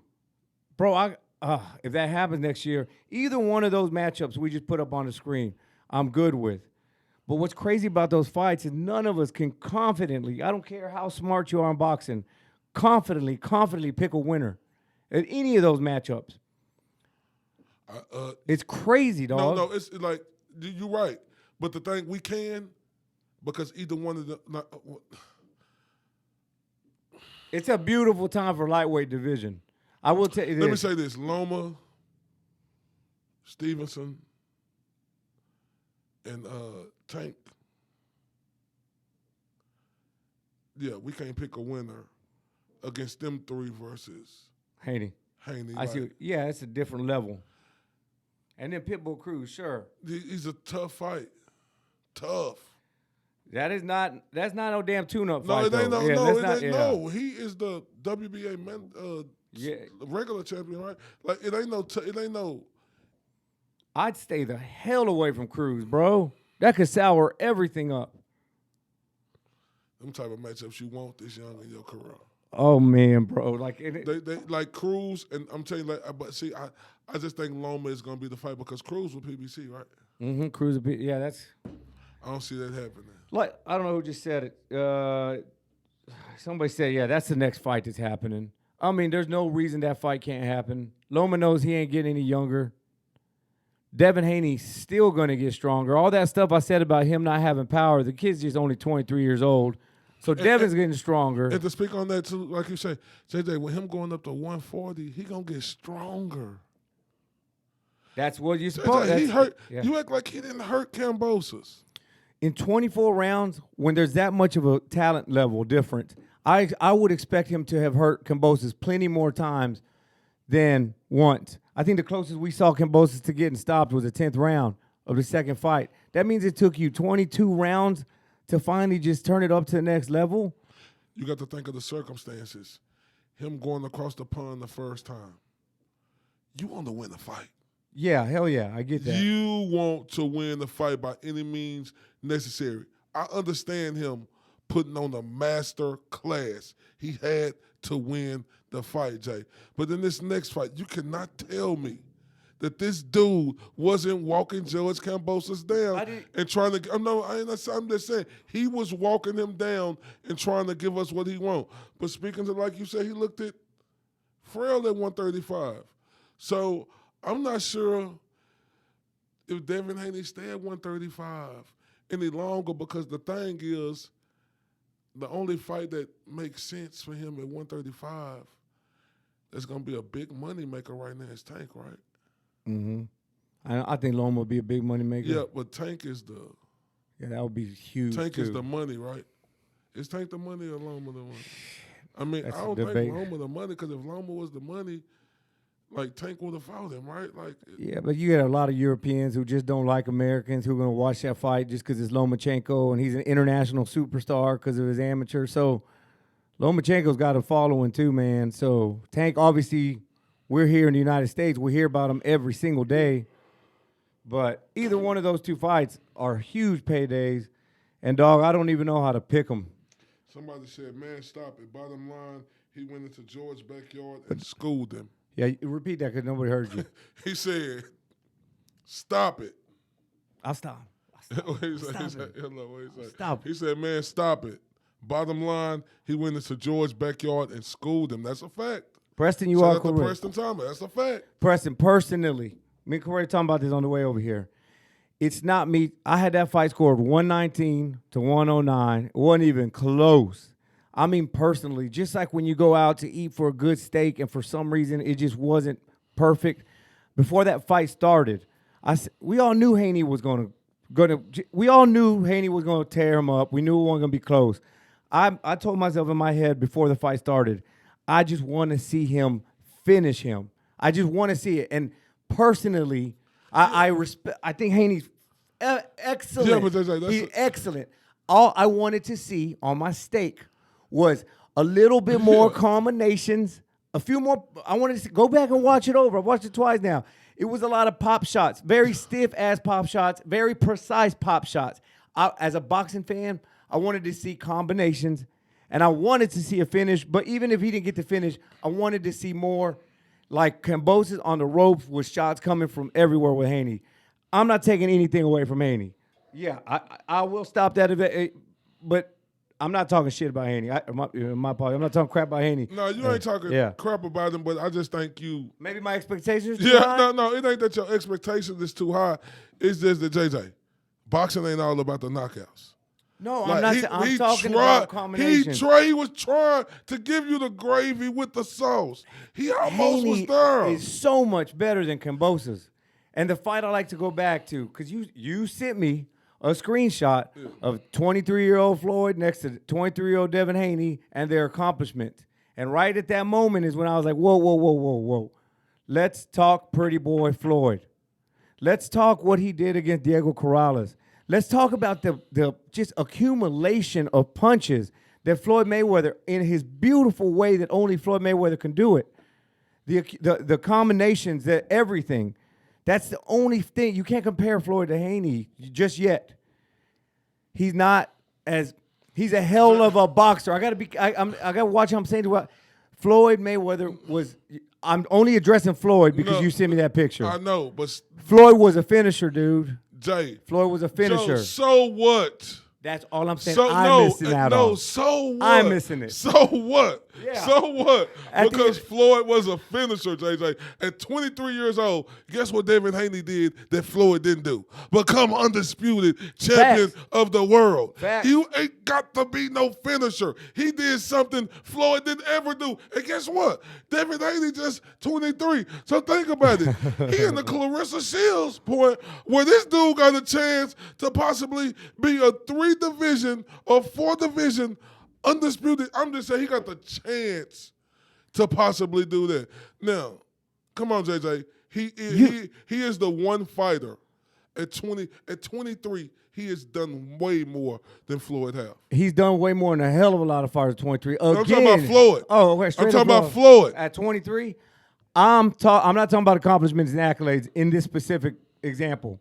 I'm talking about when I watched Devin Haney, hell yeah, I was proud to see him defend the straps and bring him back to stage. Yeah, I loved all that. But in terms of satisfaction as a boxer, you know that feeling after you watch a real good football game or hell, a good fat fight.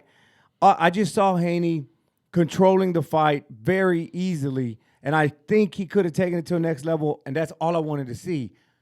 But personally, for my little personally, I eat boxing. When I'm at home watching boxing, it's like I'm eating. Personally, I just wanted to savor it a little bit longer. But can you agree that Devin Haney has did absolutely, more than Floyd and I'll also agree that Haney's the real deal.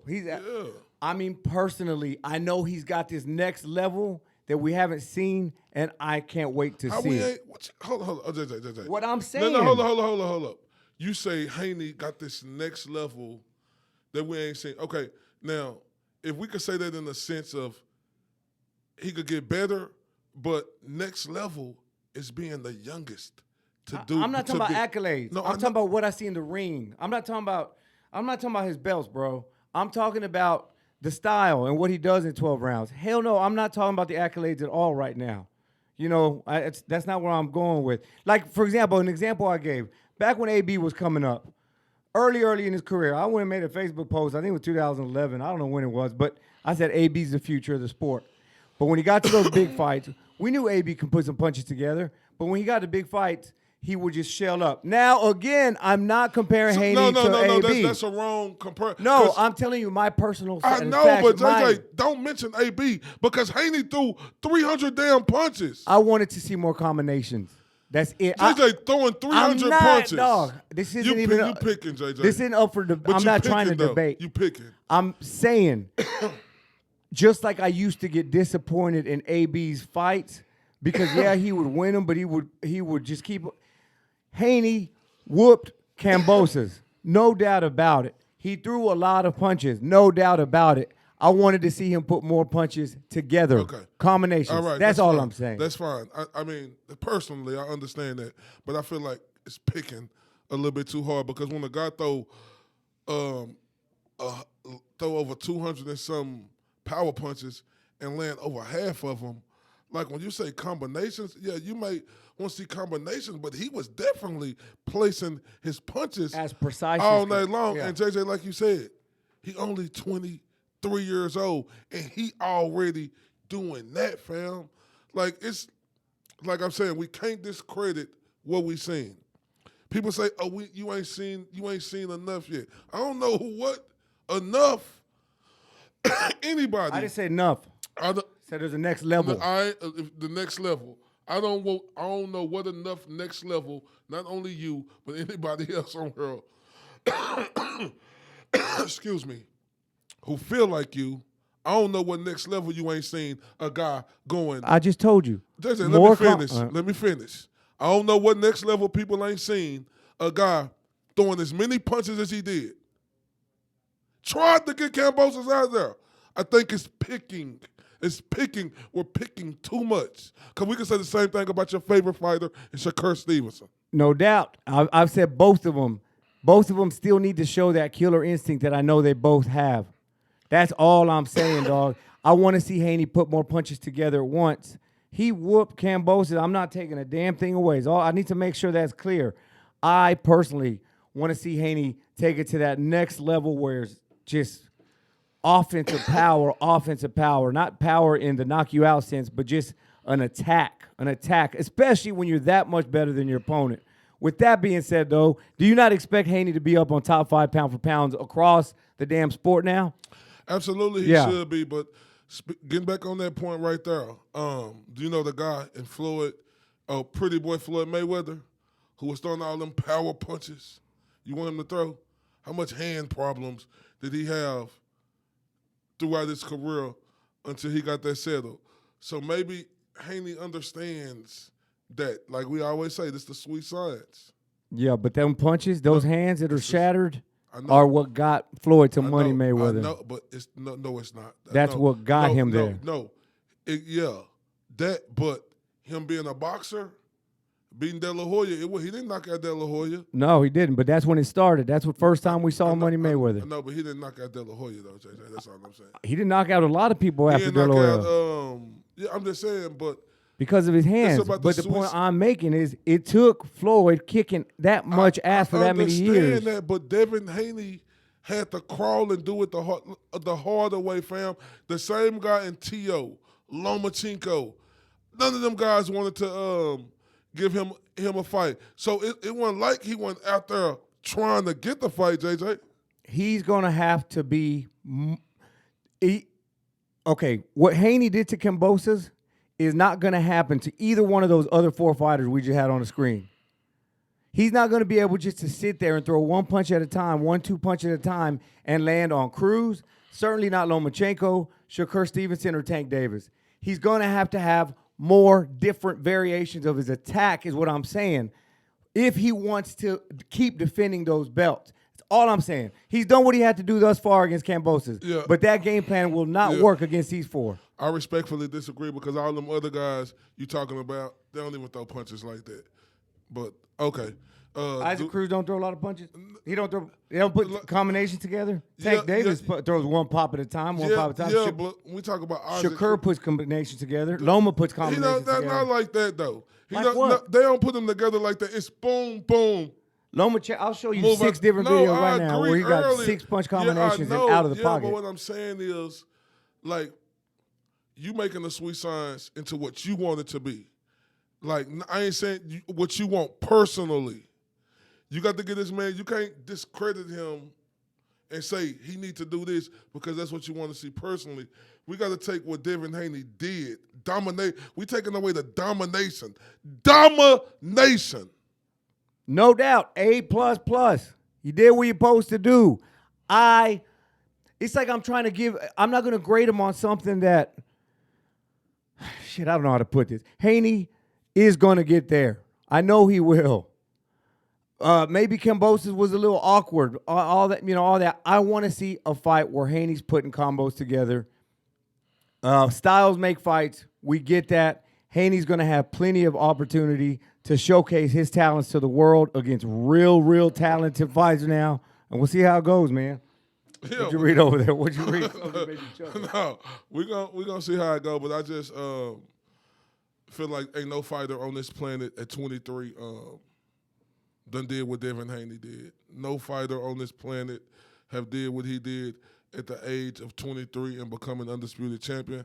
I don't look at it as you have to get a knockout. I seen domination. I seen more domination. What I seen in this fight, I wanted to see him step forward. I wanted to see him take command center of that ring and show that he was the dog in that ring, and he did that well. He did. And when you just said, right, it ain't about the knockouts for me. Otherwise, Deontay Wilder would be my favorite fighter in history, or Rolly, or these guys with just heavy hands, or Tank even. I'm saying I want to personally love Devin Haney because I love his story. I love how he's bringing that old school boxing back. I love how he's chasing greatness. I want to love Devin Haney. And for me, you love Shakur Stevenson and don't love Devin Haney? They're the same fighter. They are the same fighter. I said I feel Shakur's got this brightness in his future. I think he's going to be the top 135 pounder. They're the same fighter though. Corey, I can't explain it, dog. No, I can't explain no, it. it ain't I haven't about felt that. explaining. I haven't felt that It ain't about- satisfaction no, after I a know, Haney I fight. understand that. Like I felt after Shakur JJ, and Valdez fought. They the same fighter. I think Haney's got more power. I mean, I think Shakur's going to pack a bigger punch. I think Shakur puts more combinations together. What do you mean where? Word. On the face or on the liver? I ain't seen it like to where he this devastating. Like I didn't say he's a devastating knockout I think artist. him and Haney are a complete clone of each other. They right there. Because if you say if you so sold on Shakur, how I'm you not not? No. If you so sold on Shakur, which you should be sold the same way on Devin Haney because they are the same guy. No, man. This ain't about me being sold on things either, dog. I just haven't felt it. I haven't felt that feeling after a Haney fight yet.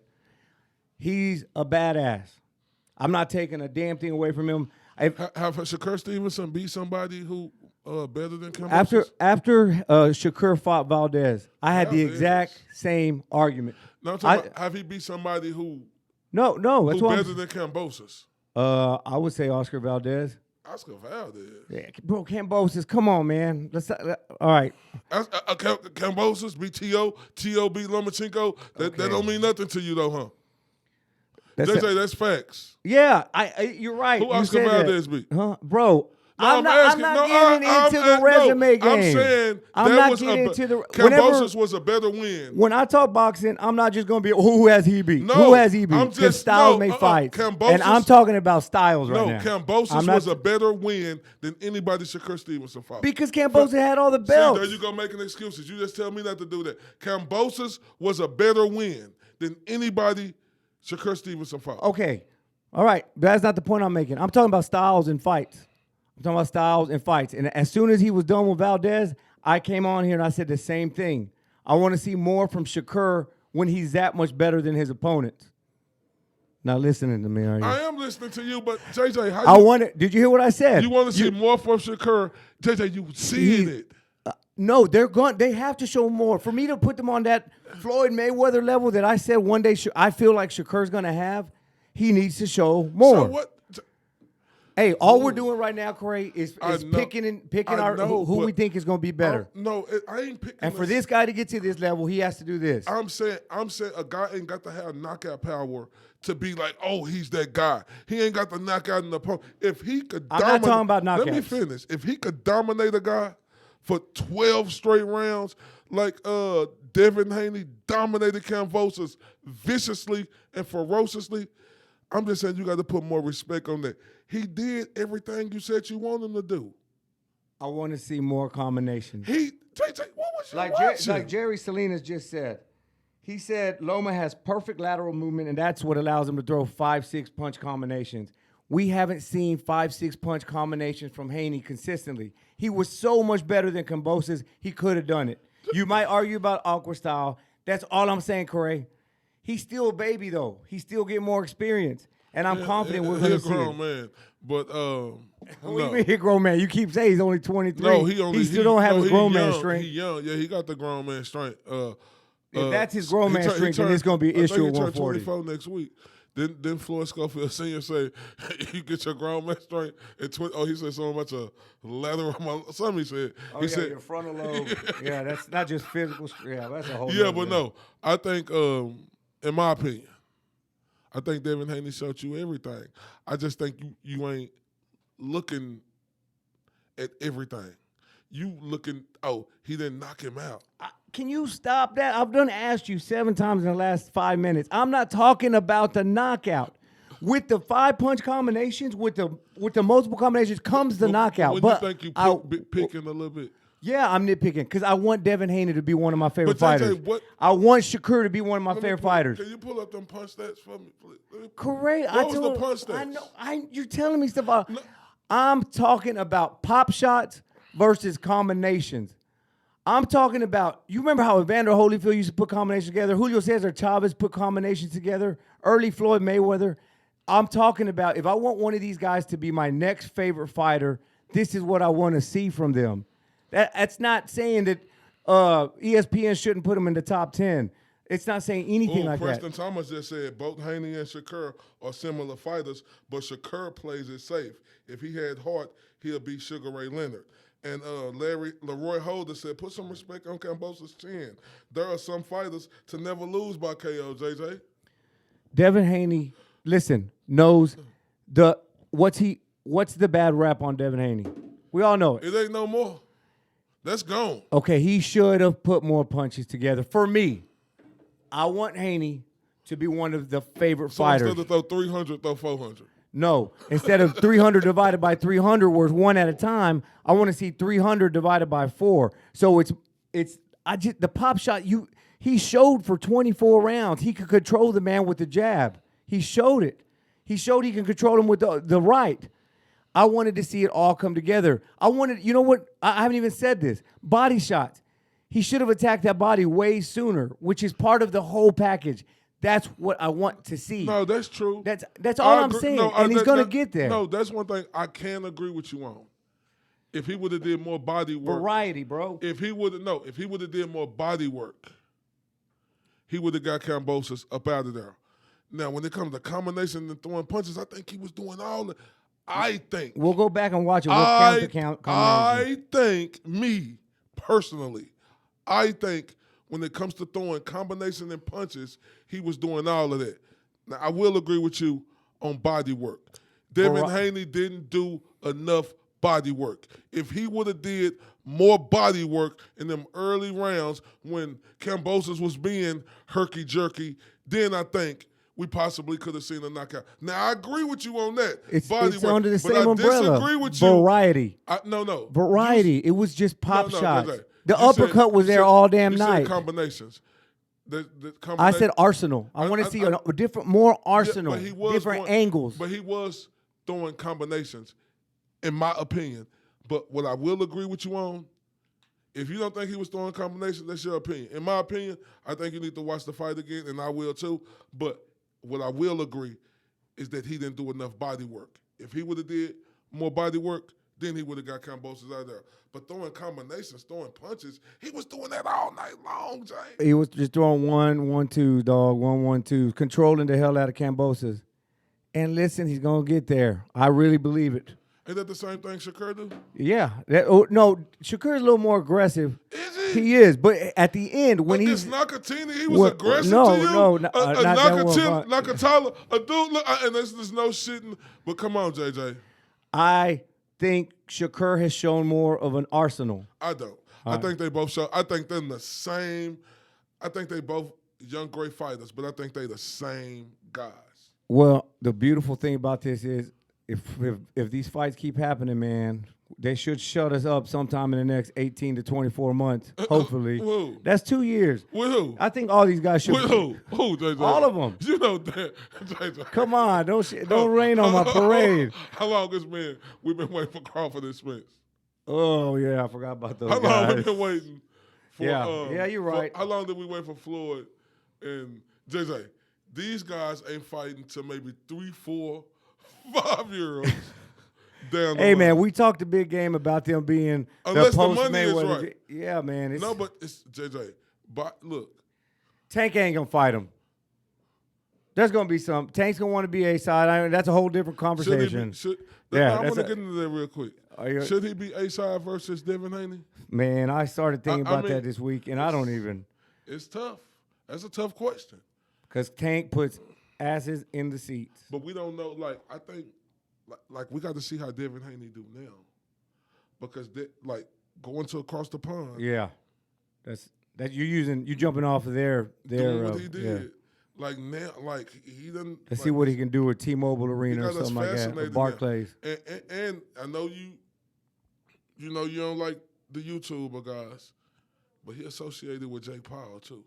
Who, Haney? Yeah, they real tight. Yes, you know Jake Paul. He was one of the first guest on Jake Paul's show. So, like, instead of asking who should be A side and who should be B side, the better question is, who has what the other one wants more? You know, that's tough to say because I think they both got everything they want. I think they like Devin Haney came out and said, They always talk about money. We drive the same cars. Yeah. We wear the same clothes. I think they all got it. Like, it's hard for me to say who A-side. That's a 50-50 fight, dude. But Oh, no, but then you're going to have everybody because of the belt. You're going to say, how is it 50-50? Tank will hit him. I'm not saying Tank ain't going to hit Devin, but how flush is it going to be with a guy who is his, like.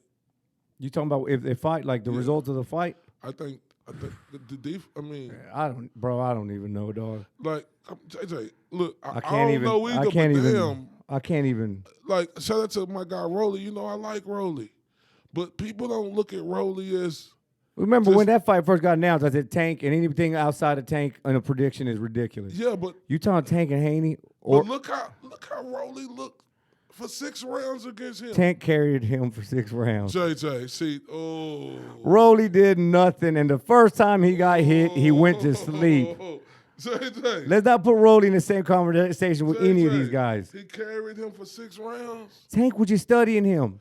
No. He touched him one time and Rolly went to sleep. Tank was, but he couldn't figure him out to 6 rounds, Jay. It's not much to figure out. The guy he's crazy strong, so yeah, he had to be careful, and he figured him out. And the first time he decided to throw something, he put him to sleep. But JJ, you do understand. Levels.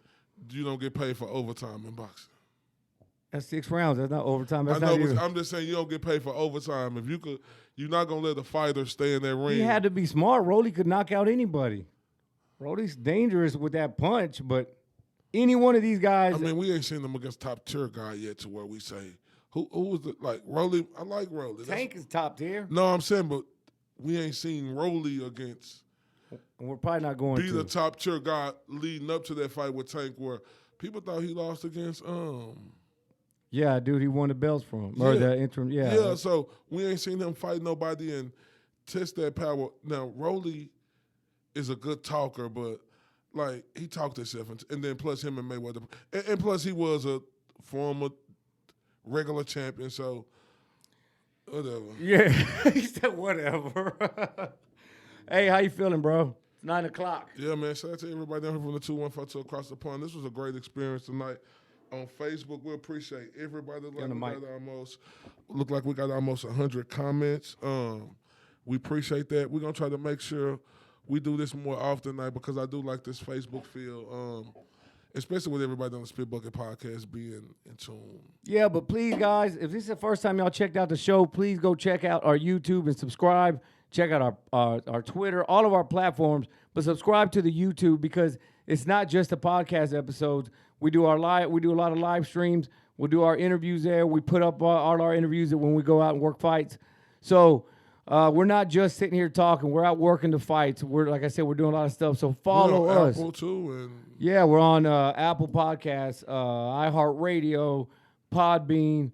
So go follow those outlets and or either one of them. And then obviously Instagram. We're starting up TikTok and get on our Twitter to keep up with everything we're doing. One more time, shout out to our friends at KO Therapeutics. Check them out at kocbd.com. Use the discount code TSB10. If you're hurting, if you've got any type of pain, check them out.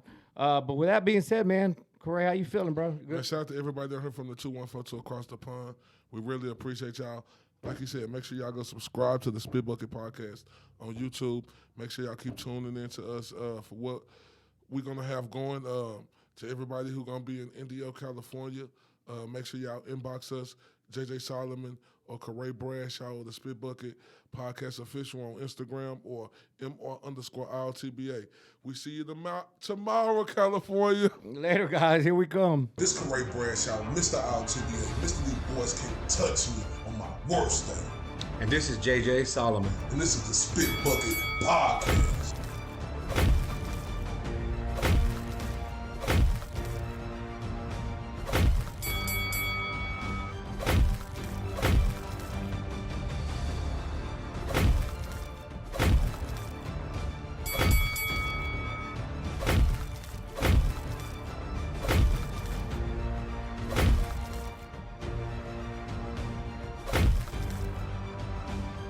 And this is the Spit Bucket Podcast.